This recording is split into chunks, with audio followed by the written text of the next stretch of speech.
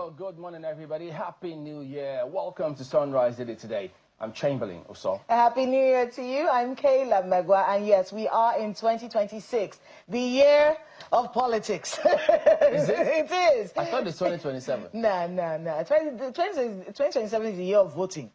But the year of actual politics, and we can see that already happening. We saw Peter Obi giving us end of year surprise, joining the ADC yesterday. And then, of course, all the political, we had the Bauchi governor talking a lot about how he's been victimized because he refused to join the APC. But those are conversations that will come up. And if we're starting the year with a bang like that, then we should expect more before the end of the year. We're still looking at Rivers State. Wike and Fubara is in the news everywhere. I remember yesterday, Chamberlain, I asked you, I said, is our president going to give us an address? And you people say you don't know. It may be pre-recorded. We saw a statement this morning. Well. What do you know? Well, yes, they put out a statement. Yes. And I think it's titled 2026 marks the beginning of a more robust phase of economic growth. That's his New Year goodwill message to Nigerians. So it's not a broadcast, as many thought it was going to be. And so it started by the economy. He did say that there was a major momentum. They had fiscal we had fiscal reset. And also, well, I'm not in government, so maybe that's why I said it that way. But the statement says we had a fiscal reset and also recorded steady economic progress despite persistent global economic headwinds. And then he spoke about several things: the fiscal discipline and tax reform, security and national stability, which many expected that should have spoken about, extensively, inclusive growth and social development, amongst. And then he ended up by calling for unity and responsibility for everyone there. So. Is this what you expected? No, it is not what I expected. I thought, and I agreed yesterday, I thought that he may have recorded it before he traveled to Europe, because we don't know where in Europe he is. Europe. So we figured, okay, there'll be a recording somewhere, and we'd listen to the voice of our president first thing this morning.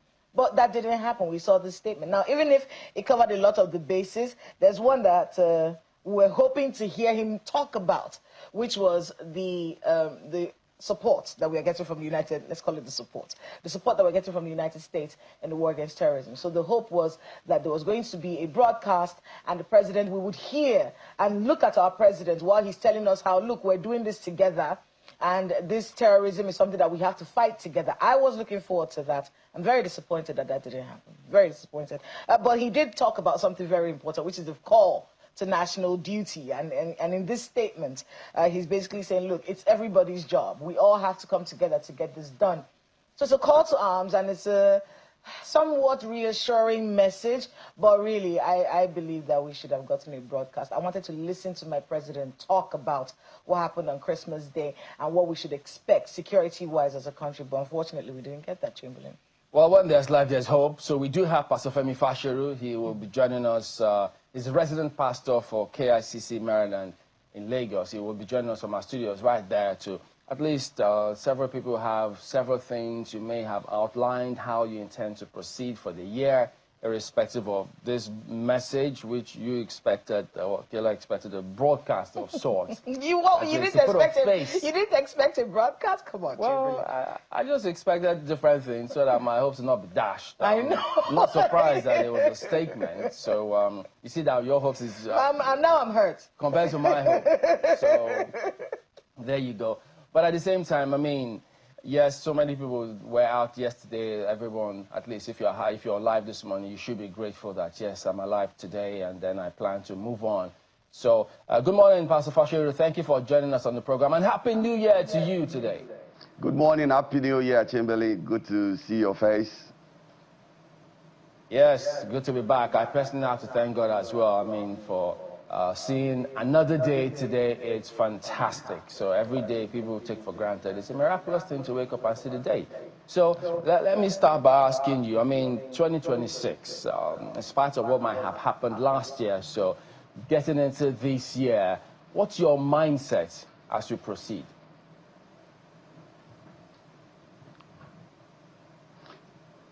Sorry, I couldn't hear you. The audio went off. Okay, so talk to us about your mindset, especially when you compare to or taking into cognizance what the country went through last year. Perhaps if you could personalize it now, what's your mindset as you at least get into this year? Yeah, Chamberlain, I think we ought to be grateful to God that we have this opportunity, to be alive today and to see a brand new year. A brand new year is an opportunity for us to achieve the things that we wanted to achieve, which we couldn't achieve. So I think we need to derive energy from the hope that that gives. So the mindset is that this is an opportunity yet again given to us by the Almighty God to be able to strive, to be able to achieve the things that we desire to achieve, to be able to do the things that we love to do. It's an opportunity. It's a brand new opportunity. It's a time for us to correct the things that we did wrong, for us to sharpen ourselves, be smarter, correct our wrong ways, and we ought to be hopeful, that what we couldn't achieve before, we are able to achieve it now this year. So it's a privilege, because not everyone has that privilege. So it's a privilege, and we have to take the best of it. Well, there's a statement that was released by the president's spokesman, Mr. Bala, about the president's message, his expectations, what he thought were achieved, how we intend to proceed this year, 2026. He ended up by calling for unity. So when these kind of statements come through, I mean, you interact on a regular basis with persons, everyone who's dealing with one thing or the other in the economy, in different aspects of their lives. So when this kind of narratives, these statements come through from our leaders, how do they relate or connect the dots? Does it actually make an impact in their lives? Does it reflect the reality of their lives, or are they usually just somewhat removed from some of these messages, as it were? I think because of the experiences of Nigerians in the past, I think a lot of people have not given much attention to presidential statements, particularly when it comes from politicians, because sometimes they're full of promises without them having the mind, to pursue it and keep their promises. But however, I need to say that I think I'm a fan of this presidency in this regard, in this aspect, because if you look at the broadcast of the president last year, there are certain things that he promised. For example, he promised the stability of Forex. Somehow, we can say that the Forex has been stable in 2025. He spoke about the reduction, if I recollect clearly. He spoke about reduction of the inflation rate from 34% or something like that to 14%. I think the other day I heard that the inflation rate is about 14.5%. So with this kind of presidency, who makes a statement and pursues it, I think that we need to take whatever he's saying seriously. Also, he helps us, to pay attention to it so that we can hold the government accountable, for their promises. One of the challenges of our nation is that people promise and do not keep their promise, and they get away with it. And I think the narrative should change, but that depends on how we hold them accountable for it. So I think all of us should take the statement of the president seriously. We need to look at it. If it's not enough for us, we need to speak out. If there are certain things that he needs to cover that he did not cover, we need to speak up. And then for him to elaborate, add to it, or tell us what he wants to do. He needs to make his vision clear to us. I know that we all expected that, he would sit before a screen and he would make a broadcast. But within the broadcast will have been these statements that he had relayed in this statement he issued out. And I think pretty much some of the things I expected him to talk about in terms of the economy, in terms of the security, in terms of development, particularly youth development, I think he touched on it more or less. Pastor Femi, what's your message to the body of Christ and to the Nigerian people right now? Because, you know, as we're entering 2026, like me and Chamberlain were saying earlier, politics is on everybody's mind. The politicking has started in earnest. It's not even waiting for anyone. So it's going to be a year with a lot of mudslinging, a lot of back and forth, a lot of fights, a lot of toxicity, especially in the news. So how do you talk to people right now about how they should conduct themselves in a year like the one we're in now? Thank you, Kela.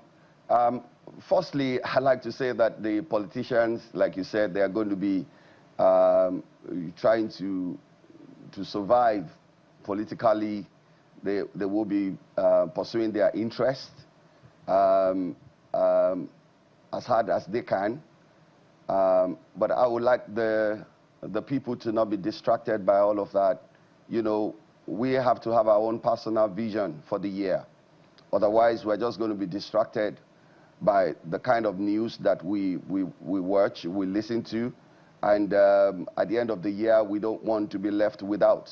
So my appeal is to say to everyone, you must have your own personal vision for this year. This year is a gift to you by God, and it's a personal gift to you. So you need to have your own vision. You need to know what are the things that you want to achieve. You need to find out what the giver of the gift will want you to achieve in this year. You need to find the templates. You need to find, you know, the method. You need to be clear about your own dream and write it down. And also, particularly with the distraction of politicking, there will be pain that will come before you be able to achieve the gain of your vision. So I will advise you, you know, be ready for mental pain. You need to be creative. The world we live in right now is not a linear world. It's very dynamic. So there is need for creativity. And that is going to, that's going to challenge your mind. Be ready, you know, to be able to challenge your mind, for you to be able to be creative. This year, you need to be able to withstand emotional pain. There will be certain things that will just want to work against your vision. It could be government policy. You know, while Nigeria is being worked on, you know, the president already told us a couple of years ago that we should be ready, you know, to go through some challenging times. That again is going to come pretty soon. And I don't think that the challenging times are over. I think it's still on. So we need to be ready for that. So you need to have your personal vision. You need to be ready to pursue it and not be distracted by the politicking that will be going on. And, you know, I was grinning because at the time you said certain things or policies may challenge different people at different times. And the thought that came to my mind was, well, one thing that will challenge at least a lot of people will be this new tax policy. It will challenge our pockets, our finances in different ways. And people initially may not know how to react to it because already there are people who are still very angry with this policy in terms of what it entails, how they will be charged, and they have a huge expectation as to what they expect this monies to be used for. What would your advice be to such people now? Firstly, I think we need to study carefully the information that is coming to us on this tax reform. My understanding is that the tax reform favors majority of the masses in Nigeria. The tax reform favors the low earners for sure. So their take home will be a lot better than it was. That's my understanding. And then also, I also believe that there are certain things that have been questionable to me personally. You know, you wonder how, as a business, you will pay VAT, value-added tax, on some things, and then also in your own, at the same time, you pay buying and you pay selling. And I think that is being corrected. I've wondered, you know, for a couple of years now, what's happening to the withholding tax, you know, that businesses are collecting for the government. You know, should it not be, when it's time for the company to pay its own tax, should it not be deducted? You know, that wasn't in the mainstream before. That's coming to the mainstream right now. So whatever it is that you have in your account that you have put in there, somebody, you give service to somebody, they withhold a certain percentage of your money, it counts as part of your tax at the end of the day. So there is a good reconciliation within the reform. So I see a lot of positive things. I see a lot of good things with the reform as far as the reform is concerned. But then the big question also is, how is the government going to justify, you know, the usage of taxes that they are going to be getting, and they've been getting. So we need to, of course, ensure that there is enough pressure on the government to make sure that their spendings is something that directly impacts, you know, positively the quality of life of an ordinary man on the streets. I think that is key. And I have no doubt in my mind that this presidency is geared towards that. It's quite impressive for me to see that the presidency withdrew the VIP police, you know, because a few within the nation is enjoying a certain level of protection and security, where we are saying that we don't have enough policemen in service. But then that's been corrected. So that is encouraging for me, to see that we have a government that is putting on the front burner the interest of the masses. Well, there'll be, I'm sure, a lot more questions when it's already 1st of January anyway. By the time people start experiencing and understanding how all of these things will apply, they need to make themselves available for explanations, because there will be several questions about this matter. Well, we have to thank you for coming on this morning, Pastor Femi Fashoru, resident pastor of KICC, Maryland. Thank you, and Happy New Year. But we're definitely going to get back to you much later this year to get a lot more perspective when some of these policies kick in. Thank you very much, Chamberlain. Thank you, Kela. Have a good year. All right. Thank you. You too. Thank you. All right, so we will be back in a moment. Stay on with us.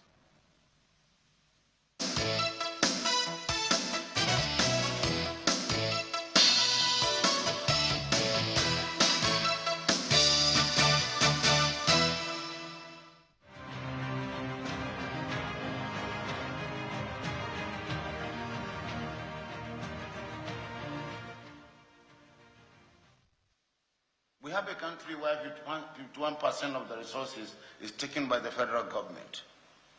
In my state, they have not provided 1 kilometer of road. They have not provided water. Even the security agencies, I'm the one paying them to work for us, and they have the guts to talk. This is a country where when you walk, you become a villain, you become an idiot. I have kept quiet for too long, just for peace and security. Because as politicians, we should not overhit the polity. But I'm not a coward. I'm just keeping quiet because of the common people. We don't have to denounce, denigrate people before we ascend to power. The federal government should look at its tax system. In spite of all the impurities, they are going ahead to impoverish the common man. to impoverish the subnationals. We are keeping quiet. There is no security in the north more than that we have in Bauchi State. And that's what we have done together through community development. I have APC and PDP and even NNPP here. We are living in peace because of democratic governance. We tolerate ourselves. There is too much intolerance. The APC-led federal government think they can use the courts, the institution of government like the EFCC, to persecute and prosecute Nigerians that are not within their own party. If they don't stop, we are going to declare war. I assure you we are not going to keep quiet any longer. I won't allow anybody to criminalize me because I'm not in their party. And I refuse to join their party. And I will not join their party.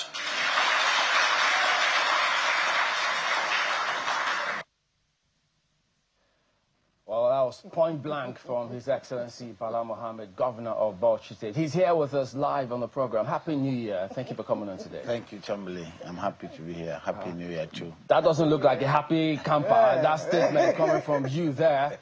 But, I mean, Kayla said opening that it's a year of politics. Yes. And so many thought, oh, dear. So one wonders. I mean, you presented your budget, I think, is it 878 billion naira to the State Assembly? Yeah. Would you have time to even implement those policies this year, 2026? Honestly, I also have that fears and apprehensions. We are entering into a year of mudsliding, like Kela has said, and it has started too early. Unfortunately, politics started too early in this administration, earlier than I thought. And I said we kept quiet because Mr. President promised us earlier that it was period of governance after the elections. And so some of us that came for the second time, we did not see ourselves as second-timers. We saw ourselves as people working continuously in the spirit of dynamism, that we must take whatever we are doing to a logical conclusion. And the period of consolidation is this year. But certainly we have to manage it with politics, because politics is what brought us to where we are. Well, some of the things you said there raised a lot of questions as to your Commissioner for Finance. You're saying that the government is using the courts, they're asking you to join their party. So the impression people get is that they are arresting, or they arrested your commissioner because they want to get you to come into APC, and not because of whether or not what they are saying is true. Is that correct? But more further than that, it is not just about, you know, the trend of governors joining APC. It may not be the president asking governors to join the APC. There are those in the APC administration that are really recruiting and recruiting. I wouldn't really blame the president for the recruitment into or defection, because some of them voluntarily, my members, joined the APC.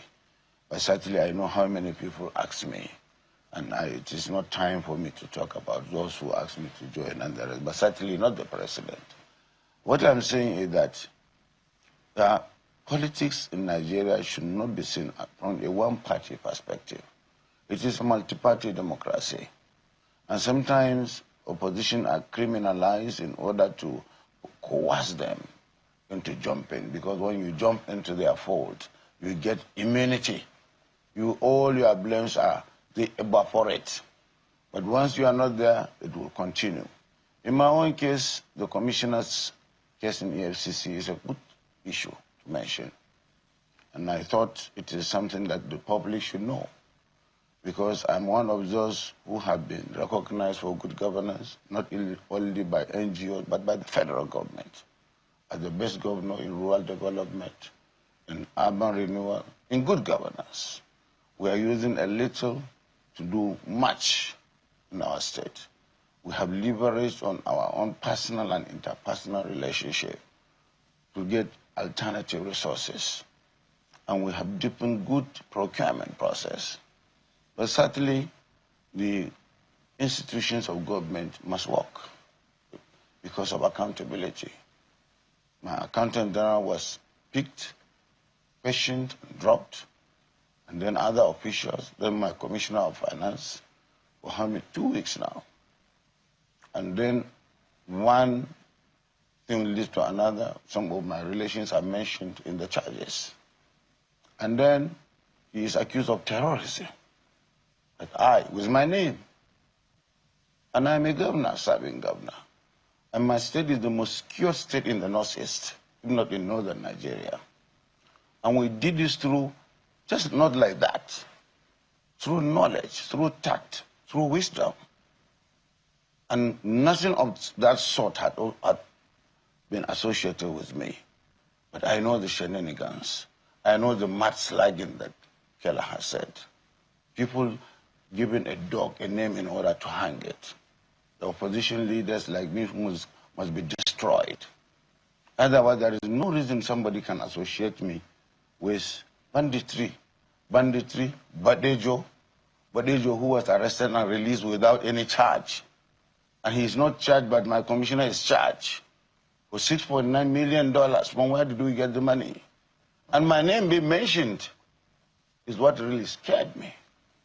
And I think I need to clear myself at every level. So, but if you and the commissioner or anyone mentioned or arraigned have no case to answer, why are you bothered? I will be bothered because my name will be, integrity will be destroyed. Yeah, but I'm a politician. Well, if there's nothing to tie to you. Yeah. Yes. Because like we said, mudslinging it's normal in politics, but No. Kela. Well, in Nigeria, as a person, to mention my name itself is something that bothers me because I've never been accused of that. Look at my pedigree and my antecedents. A public servant, a senator, a minister. There are people behind it, and I know, and I'm going to mention them today. Somebody said he's going to put fire in my state. FCT Minister Wike. And I understand he is controlling all these institutions, bribing people, selling land and using it, taking stupendous resources. I was in FCT for 6 years. It's not a new terrain to me. And he said nobody questioned. He's a terrorist. And that's what he's doing. So are you saying that he's the has one a hand behind it in this EFCC matter? He has. EFCC And I have evidence, yes. Used? You have evidence? Yes, I have. And I will tender them. Okay. And I will explain to you now. Okay. My accountant general that stole money, I took him to court in Bauchi. And we are accusing him of using his offices to raise ISPO loan and use it without my knowledge. And out of accountability and responsibility, I took him to court. And he's been tried, he's on bail.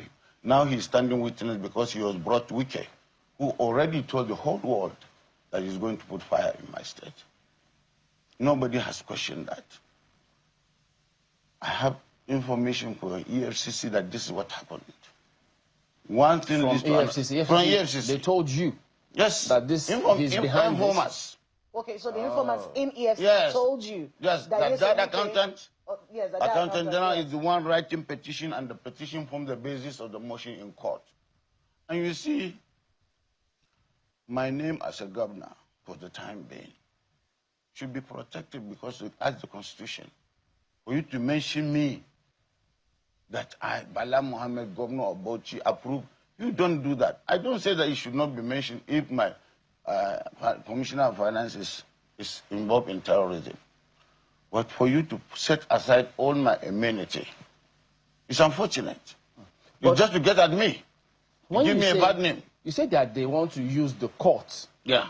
Does it then mean that if these are trumped-up charges, and like you said, if there are no basis, if there are no facts, there's no facts for it. If you're will the court give something that doesn't exist? Will they fabricate? Why if they come facts? Chamberlain, take yourself in my position. A rising politician, a leader of the opposition, to be accused of terrorism. It's very painful. One of my nephews was mentioned in the corruption charge. And there was nothing like that. Nothing. And they don't have any proof. And they continue to keep the commissioner. Even though It is just bailable, the available offenses. I have written to the Attorney General of the Federation. I've copied all the agencies, and I'm going to escalate it to the international community. What are you asking for?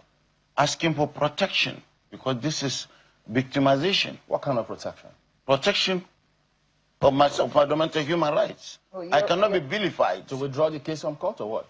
No, to know that this is witch hunting a politician just because he's not with them. Well, you already have immunity as governor. But why should... okay, that's why you are coming. If I have immunity, why should they mention me and take me to court? Why? I'm the first person for this to happen. And as a journalist, you should query this. They are reckless. Because, you see, the president is surrounded by hooligans and charlatans. Who want you to join the APC? Not only that, who want to destroy me. Some want me to join, some don't want. Like Wike.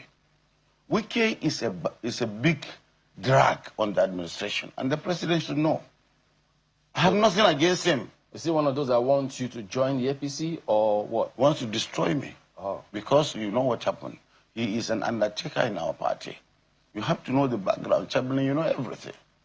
He is not there as a genuine member of the PDP. And I fought him. I was even at the secretariat when he went there to take over. You cannot be in two places at the same time. It's against the rule of nature. You see, you cannot be a man and a woman at the same time.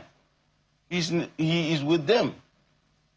So, please, let us be honest, even while we are looking at this from the superficial point of view. Because all these issues have consequences. We are the leaders today. But we should not think that we are arrogant and we can do things and there's a lot of impunity and nobody questions it.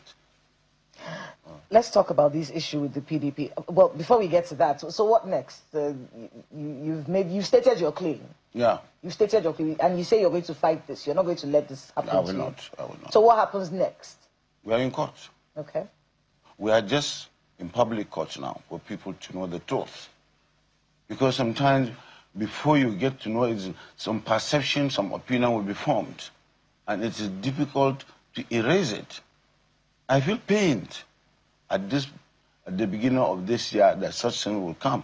When it was just a criminal issue, accusing my cousins, going after my children and all this, I didn't mind. But for you to come and accuse me of terrorism, I will not take it. I will not take it. I will have to shout, because even if I'm a terrorist, nobody should question me now. I have immunity, like any other person. Okay. So let's talk about, because you said that there's a background. And the person they are linking me with is there in his house, Bala Badejo. Yes. You know the background when they arrested him? Yes. When I said that you should not generalize Fulanis and criminalize them. In every tribe there is there are criminals. Mm-hmm. And then Badejo had a relationship with me for many years. And he had a relationship with APC. So that's my with Tinubu and with Nasarawa, and he's not in Bauchi. So that's the situation. That is the situation that you're in. So as long as that is out there, and it's not a secret about your relationship with Badejo some time back, as long as that is out there, isn't that basis on some level that somebody will start to think, oh wait, hold on, is the governor complicit in this sort of behavior? But why is Badejo not prosecuted? Why is he not? He was released. Released with that, and the charges withdrawn. And now they put it on me. You see, justice has a process. And is it wrong for me to have a relationship with you? To know you? Would I know all your character? And even at that time you have not been prosecuted? And then you come and put the prosecution on me? I mean, it's an unfortunate one, and it's one that we'll be following up on to see how all of this unfolds. But you know, back to the impasse. I like that word, impasse. Back to the impasse between yourself and Minister Nyesom Wike. Hasn't this gone on long enough, Your Excellency? And you said he's a drag on the party. Many people believe that the inability to sort out this problem between not just yourself and Wike, but you know, your supporters on both sides have been at this. This matter has been sorted out. The man has been expelled from the party. That's not sorted out. He doesn't believe that he doesn't believe that you have the right. We have. You don't have the right to expel him. It's almost as though there are two PDPs now. No, that's the unfortunate thing. You are the educators of the public. You should know the procedures. We have followed all the procedures to do our convention, and he was expelled. His indiscipline is too much. Somebody who said he doesn't want our party to function. He said that convention was not real. It is, because it was really communicated and then agreed in NEC, and the INEC was there. They knew that we were going to do it. It was their volition and decision to go and observe or not. We can't force them, and they have acknowledged that. They have received our report and everything. But Wike is the same person that is going up and down trying to change the whole narrative. And now, at the end of the day, shamelessly, INEC is saying that we should come for a discussion. Discussion on what? You take a decision. That's not the role of INEC. INEC is worried that you may not be able to field the candidates come to. That is what they want. We will field the candidates. So we'll go to any next. next. We need to sort this out. That's why they're calling all the parties together for this meeting. So let's see how we can sort this out so that the PDP can have a showing in 2027. Isn't that something that you would want? The NWC, made up of 17, 14 expelled them. And we went to a convention, expelled them. And then we communicated this. It was accepted. And now they change the narrative. How can you make 3 people? Okay, can you be here and be at AIT at the same time? You can't. I don't trust Kela. She can do it. You can tell you want to play the Wike program. I don't know where that came from. I didn't even know where it came from myself, so I guess I was thinking too loud. I mean, it's a strange dynamic, especially when we look at the PDP what we are saying Mohammed. that It feels as Nigerians, Kela, we are hurting watching this party. Yeah. So let's be honest, because people don't believe that the PDP exists anymore. No, they don't. How are you going? What candidates are you going to field? A lot of people have left your party. You're the chairman of the PDP Governors Forum. A lot of PDP governors have left. And when we talk here, when we talk to politicians from the PDP that are the campaign, and they ask you one question: who will sign my form? Who is the national secretary of the party? That is the job of Wike. What is going to happen to my political future? And that is why we are advising the president. Wike has outlived his usefulness. He is creating bad face, bad perception. The international community cannot be deceived. Nigerians of intellect cannot be deceived by the shenanigans, by the nefarious activities of Wike, who is there as an undertaker to destroy a party, and that is why he is being compensated. He thinks he is. But he is causing more problem. We mean well to the presidency. We mean well to President Tinubu. He is a symbol of opposition. He rose from Lagos, the lion of Lagos, who brought revolution in Lagos, that brought development. Some of us, even in the opposition, we respect him. But he cannot bring this kind of situation where a hooligan is being used as an undertaker to destroy #1 opposition party. He should join them. Even now you see him in Rivers going for a New Hope campaign after the governor had joined. The governor joined and he had the right. So what kind of manifestations, what kind of narration are we trying to tell the international community as the biggest democracy in Africa? Do you see a resolution of this impasse? The resolution? Before 2027, or you're standing on the fact that, look, we have expelled you, people should come and be going? No, the resolution was in court. We're in court. And we stand by that. Our convention is final. And we have faith in the court. Because some of us are opposition. We won. In spite of everything, we are still on seat. So we believe the Nigerian judiciary will do that. They will not allow democracy to die. You have seen what is happening all over. People questioning even our collective existence because of this lack of tolerance for multi-party democracy. To me, as I was saying before you caught me, the president is a symbol of the nation. He has a responsibility to ensure the continuance of democracy on a multi-party system. because he led a revolution opposition pro Lagos. He created presidency during Buhari, and now he's there. There were so many times he even led demonstrations. Look, the opposition can come under form. There are small parties. We can go into coalition as a party. But it's not good. Allow the parties to run. If you want to even do coalition or alliance with other parties, we can do. Not to destroy the parties completely. We are not China. Just a few things on the finance issue before we come back to politics. Can you categorically tell Nigerians that no Bauchi state funds under your watch has either been misappropriated or used in funding terrorism? No Bauchi fund has been used, to my knowledge, to fund terrorism. To pay ransom? To pay ransom to anybody. We have not made any agreement. You see, Bauchi is there, it's peaceful. What we have done was to establish stakeholder engagement, community engagement with the structured security architecture, with our vigilante, with our religious leaders, with our traditional rulers. We stopped the prevalence of informers. We made sure we had a presence. And we deepened M&E. I'm always in Bauchi. That's why you don't see me here.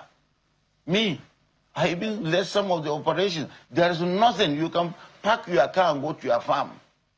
And if somebody is abducted, we get you through the same system. The same police, the same army. Ask them. So excuse me. We're even establishing a military base for the federal government in Bauchi, in one of the areas bordering us with Plateau and Taraba. So to bring this is a pigment of imagination, to give a dog a bad name in order to hang it. But people know me. I can be tried after I left. All the people that are involved, let them bring evidence. That's what you should ask them, not me. But so you will submit yourself to, after you leave office? I will submit myself. And even now, I can throw away my immunity and face it if they have evidence. So there's nobody on TikTok will be showing us wads of money that it is the Bauchi state government that gave us this one.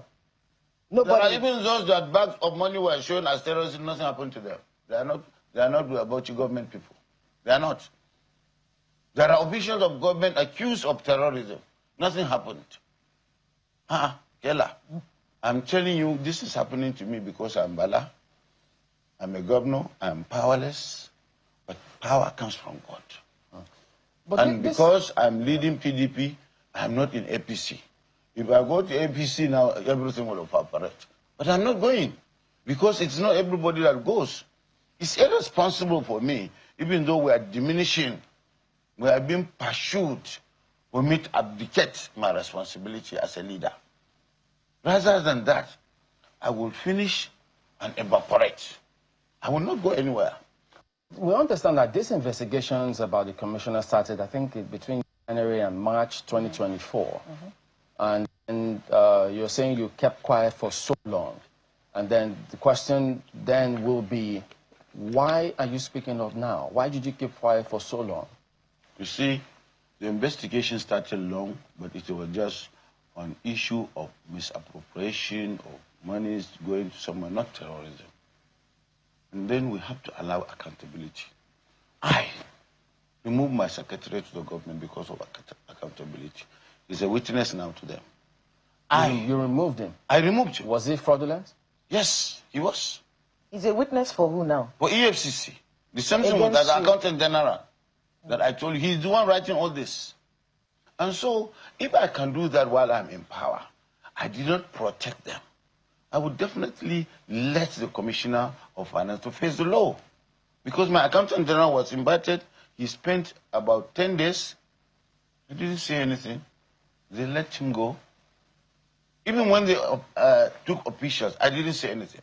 But for you to come and love me with terrorism, I object to this. And with my name, stupendously mentioned, with my office, is not fair. I am not against accountability. Even now, I have cases against me when I was in FCT. It only stopped because I became a governor. And I'm going to face it. I didn't ask anybody to set it aside. I faced my challenges because I was innocent. I didn't sell any land. If I sold any land to anybody in Nigeria and he gave me money, the way it is being done now, let him come and say it now. And I gave over 1 million pieces of land to Nigerians. I signed over 2 million pieces of CFOs free because it's my duty to do it. And so whatever legacies and landmarks I left behind are there. But you can't come and criminalize me simply because of one reason or the other. Yourself and the governor of Oyo State, the governors in PDP on second term, you won't be running again for office. So for you, why do you think they want you to join the APC when you're not contesting? You won't be bringing anything to the elections? Well, when they asked you to join, did they promise you? Did they ask you any? Did they promise you anything if you join the APC? And who is the person that came and met you and told you, Your Excellency, come and join the APC? I can't be telling you all the things behind the scene in politics. Then I'm a novice.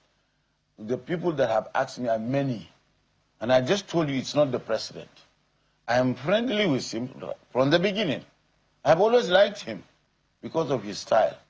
But I think he is overwhelmed by the clueless people around him, like Wike, who continue to do things that is giving him negative perspective or impression, who is always doing things is against the norms of law, norms of nature, and then thinking that he is helping the president. I think it is high time, I say it on television, for the president to drop such drags on his head because they are not giving us good outcomes. So why do they want you to join? Why do they want you to join? No, they just want one party. They don't want any opposition. As you said, maybe they don't want any candidate to be fielded.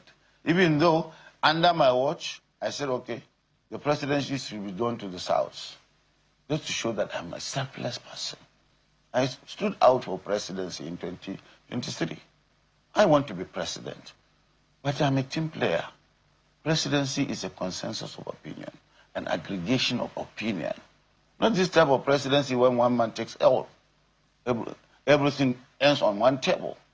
So I believe, as we said, me and Oyo, we're on the same page. If anybody emerges, or if it, but it doesn't mean that somebody from the north or from the east cannot go. It's just zoning. It can always be changed.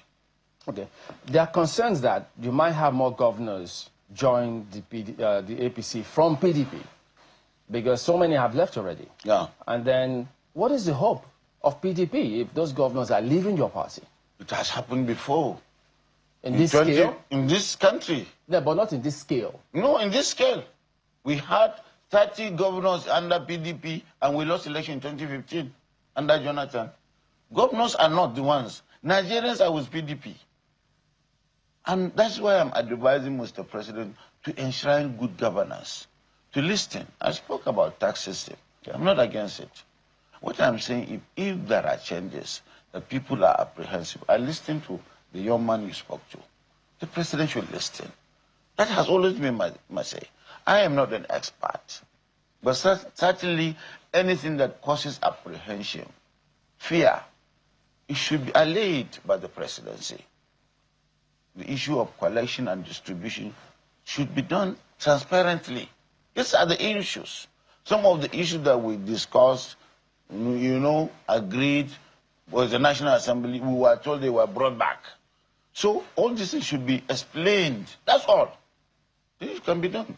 But now that they say that they are going to start the implementation from January 1st, are you going to, I mean, of course, you have to implement the policy, won't you? I have no option, but it's wrong. I have no option. I'm a federalist.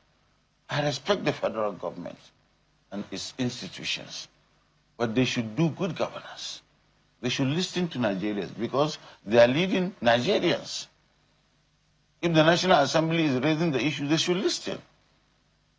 But I will not talk for National Assembly. I will talk for myself as subnational. Is it that same derivation issue that you're worried about? Derivation is not the issue we discuss. So the issue of distribution and collection. Okay. And the areas of collection, how it will affect the volume of collection that we are doing at the subnational level. And when it is distributed, we may not be able to pay salaries. And you see that some states have become lazy over the years, dependent on the federation account. As for me, I'm working assiduously to get ourselves free from the bondage of federation account. We have a lot of resources. We have just conducted a successful investment summit where we generated $5.7 billion interest.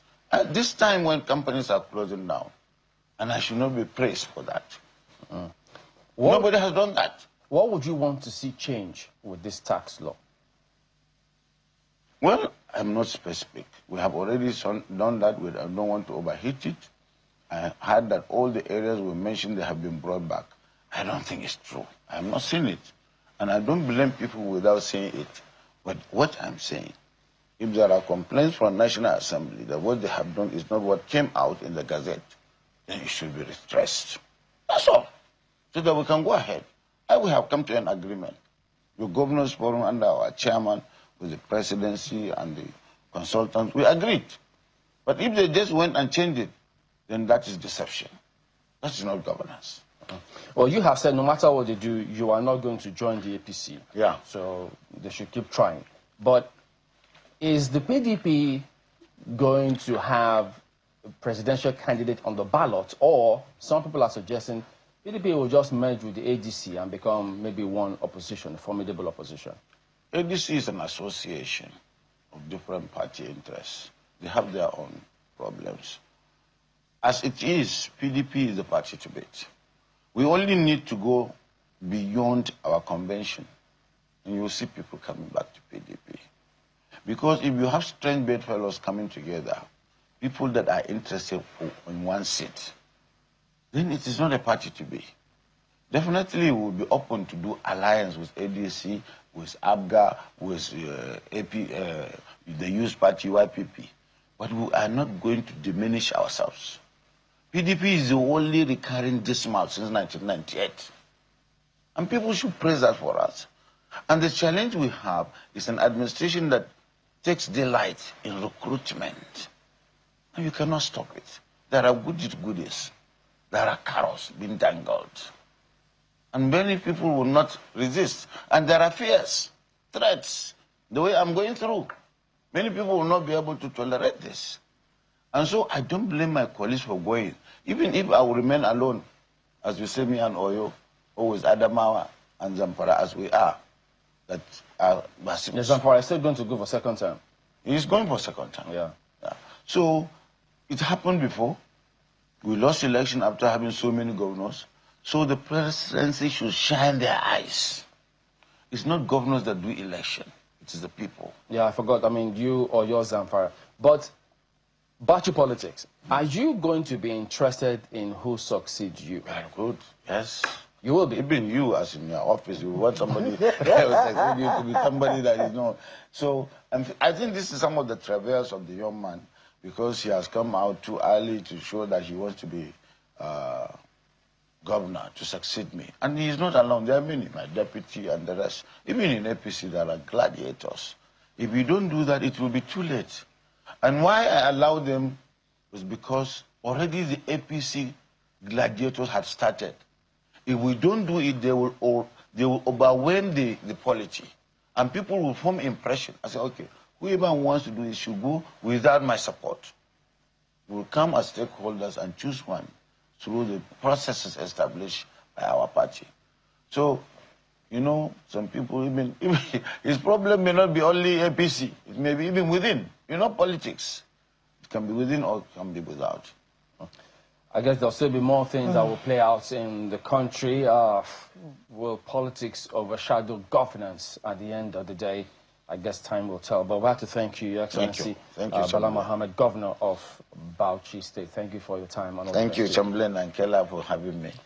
Yeah. Well, that is the show today. Thank you all for watching. Happy New Year to you all. Goodbye. Indeed. Have a great year ahead. I'm Kayla Megwa. See you soon.